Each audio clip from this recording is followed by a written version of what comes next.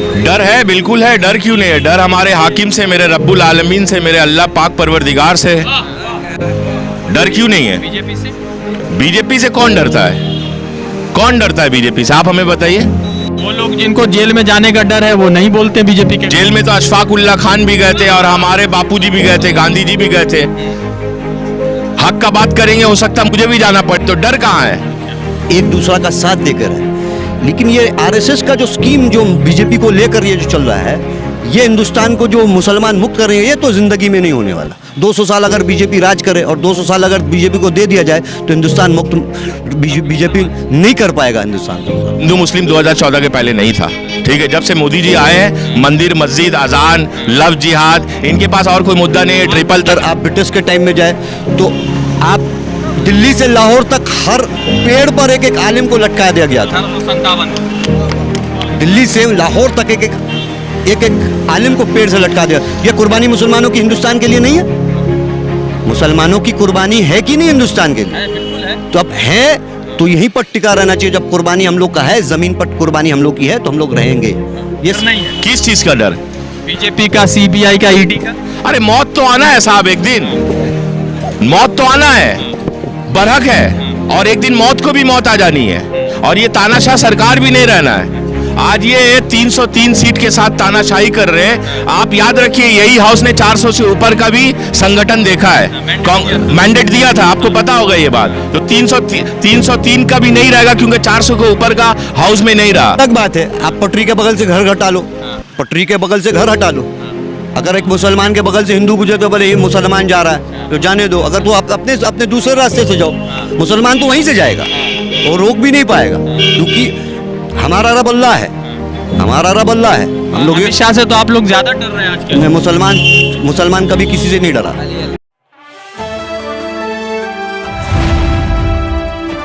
The Indian खबर, सच आपके सामने। मेरा नाम जावेद है। जावेद है, कहाँ रहते हैं आप? हम खिदरपुर के इलाके के हैं। खिदरपुर इलाके जी। तो क्या लग रहा है कि किस तरह से देश में हिंदू मुसलमान चल रहा है? ये राजनीति पर बहस करने से काफ़ी बात लंबी चलेगी। अच्छा, तो क्या लेकिन हकीकत में है कि ये राजनीति नहीं है, ये कूटनीति है। राजनीति से हटकर ये कूटनीति पे आ गई है। बात क्या होगा नुकसान? नुकसान सबका है। ऐसा नहीं है कि आज मुसलमान पे हमला हो रहा है कि मुसलमान अगर चोट खाते तो मुसलमान मरेगा, नहीं, इसमें हिंदू भी मरते हैं। मैंने कुछ वीडियोस देखे थे जिसमें से हिंदू साथी, हमारे हिंदू भाई की भी तकलीफ़ें हम लोगों ने सुनी, कुछ बातें सुनी हम लोगों ने। हर बार एक ही चीज़ पे बात उठती है, इनके पास कुछ है नहीं बोलने को। सिर्फ वही हिंदू, वही मुसलमान, वही बाबरी मस्जिद, वही हिंदू, वही मस्जिद, वही घूम के वही घूरते फिर तो वही बात ही है। तो अलग से राष्ट्रीय खेल पहले फुटबॉल क्रिकेट था, अब राष्ट्रीय खेल हिंदू मुसलमान हो गए। हिंदू मुसलमान, ये बेहतरीन बात कही आपने कि हिंदू मुसलमान, और कुछ बचा नहीं मुद्दा इन लोगों के पास। मुद्दा इन लोगों के पास कुछ भी नहीं बचा, सिर्फ हिंदू मुसलमान छोड़। वही पाकिस्तान, वही हिंदुस्तान के मुसलमान हमेशा टारगेट किया जाता है मुसलमानों को। तो हिंदुस्तान के मुसलमान को पाकिस्तान से क्या लेना है कि बार बार पाकिस्तान? आप मसला क्या को वो राजनीति उस हिसाब से कर रहे हैं। बीजेपी की राजनीति ऐसी ही है। तो ये जो हिंदू मुसलमान कहाँ लेके चला जाएगा देश को? देश को बर्बाद करने एक मंसूबा बनाया गया है। एक मंसूबा बनाया हुआ है देश में। ये बीजेपी का ही सरकार का बना हुआ है। हमेशा तकलीफ में मुसलमान करके अब ये कि हिंदुस्तान को मुसलमान मुक्त करने का जो सोच ख्याल इन लोगों के दिल में आया है, हिंदुस्तान से मुसलमान मुक्त तो करने जाएगा मुसलमान, वही सोचने, वही फिक्र है मुसलमानों को, इस चीज़ का फिक्र करना है। जाइएगा आप लोग? नौजुबिल्ला का भी पाकिस्तान का इरादा ही नहीं है। हिंदुस्तान छोड़ के हम लोग नहीं जा सकते। मर जाइएगा? मर जाएंगे, लेकिन हिंदुस्तान छोड़ के नहीं जाएंगे। तो बीजेपी के लोग कह रहे हैं ना कि हिंदुस्तान में रहना होगा तो राम राम कहना होगा। नहीं, कोई ऐसा नहीं है। सबसे पहली बात है, राम कहने में दिक्कत नहीं है, राम सुनने में दिक्कत नहीं है, अजान रोक देने में दिक्कत है, लाउड स्पीकर हटा देने में दिक्कत है। ये परेशानी है।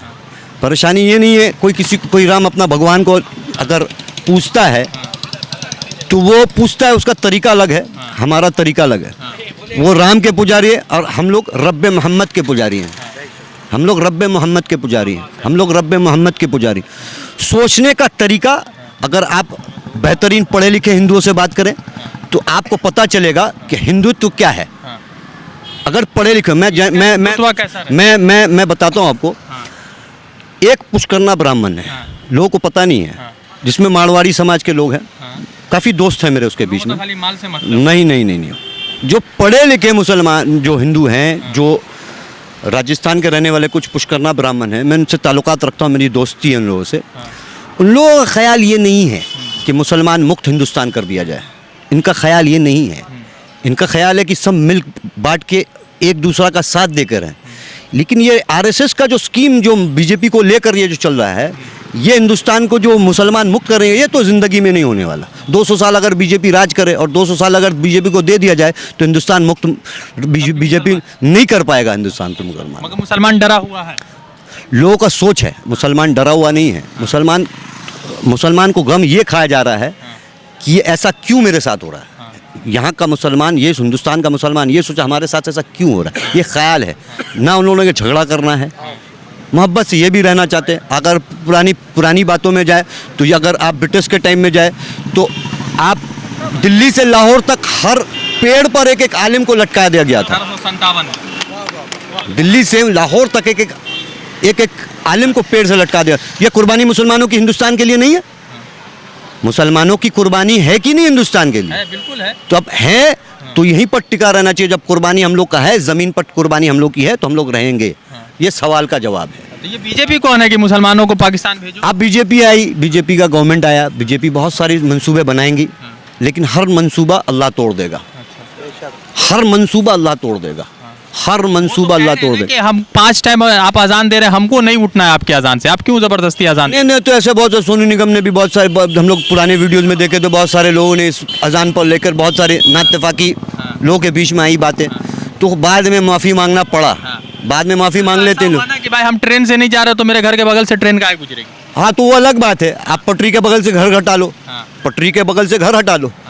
अगर एक मुसलमान के बगल से हिंदू गुजरे तो भले ही मुसलमान जा रहा है तो जाने दो। अगर तो आप अपने दूसरे रास्ते से जाओ, मुसलमान तो वहीं से जाएगा और रोक भी नहीं पाएगा, क्योंकि हमारा रब अल्लाह है। हमारा रब अल्लाह है। हम लोग अमित शाह से तो आप लोग ज्यादा डर रहे हैं आजकल। मुसलमान कभी किसी से नहीं डरा, सिर्फ अल्लाह पाक से डरता है। मुसलमान खाली अल्लाह से डरता है और किसी से नहीं डरता। तो 24 में बदलेगी खाली सरकार? अल्लाह से उम्मीद तो है, देखते हैं। क्या बोल रहे थे? हम लोग सच्चा मुसलमान है और इंसानियत से डरते हैं और अल्लाह पाक से डरते हैं। सच्चा मुसलमान है कि सच्चे हिंदुस्तानी है? हिंदुस्तानी है भैया, पहले तो हिंदुस्तानी आएंगे उसके बाद मुसलमान आएंगे। मगर हम लोग एक ही चीज़ जानते हैं भैया, किसको क्या प्रॉब्लम है वो मतलब नहीं है। आदमी आज का डेट में शो ऑफ करने के लिए बहुत कुछ मीडिया में आता है, समझ। आप बेबाकी से हर मुद्दे पर बात रखते, डर वर नहीं है आपको? डर है, बिल्कुल है। डर क्यों नहीं है? डर हमारे हाकिम से, मेरे रब्बुल आलमीन से, मेरे अल्लाह पाक परवरदिगार से। डर क्यों नहीं है? बीजेपी से? बीजेपी से कौन डरता है? कौन डरता है बीजेपी से? आप हमें बताइए। वो लोग जिनको जेल में जाने का डर है वो नहीं बोलते बीजेपी के। जेल में तो अशफाक उल्ला खान भी गए थे और हमारे बापूजी भी गए थे, गांधी जी भी गए थे। हक का बात करेंगे, हो सकता है मुझे भी जाना पड़े, तो डर कहाँ है? डर नहीं है किस चीज का डर? बीजेपी का, सीबीआई का, ईडी का? अरे मौत तो आना है साहब, एक दिन मौत तो आना है, बरहक है। और एक दिन मौत को भी मौत आ जानी है। और ये तानाशाह सरकार भी नहीं रहना है।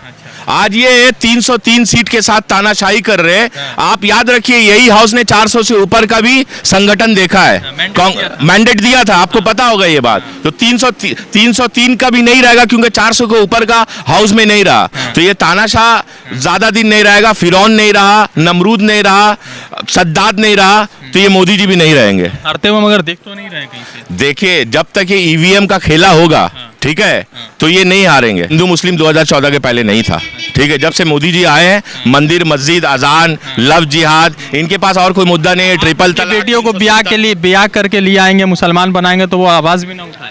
देखिए, ये एक सेकुलर डेमोक्रेटिक कंट्री है जहाँ पे सबको प्यार करने का, मोहब्बत करने का और सब चीज खाने का। मेरे फ्रिज में मैं क्या खाऊंगा, मैं क्या रखूंगा, मैं क्या पहनूंगा, मोदी जी तो लोगों को चेहरे से पहचानते हैं, कपड़े से भी पहचानते हैं।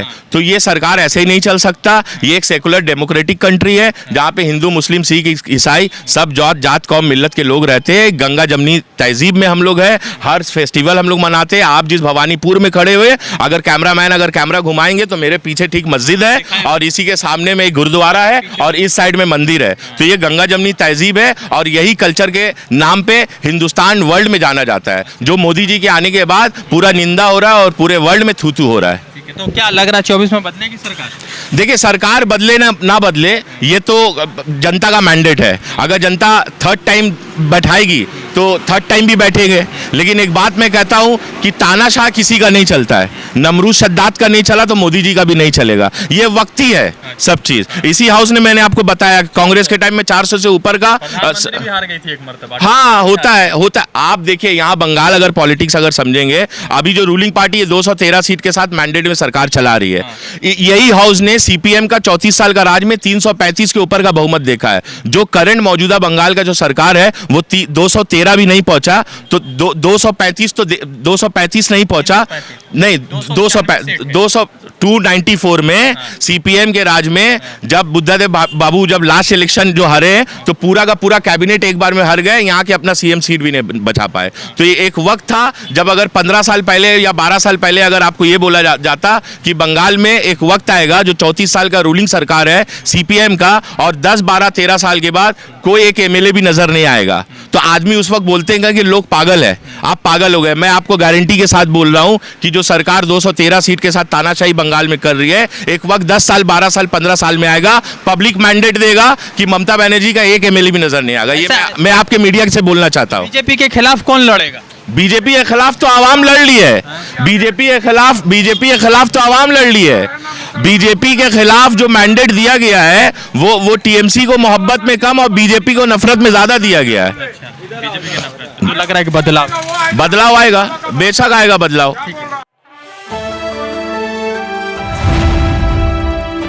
द इंडियन खबर, सच आपके सामने।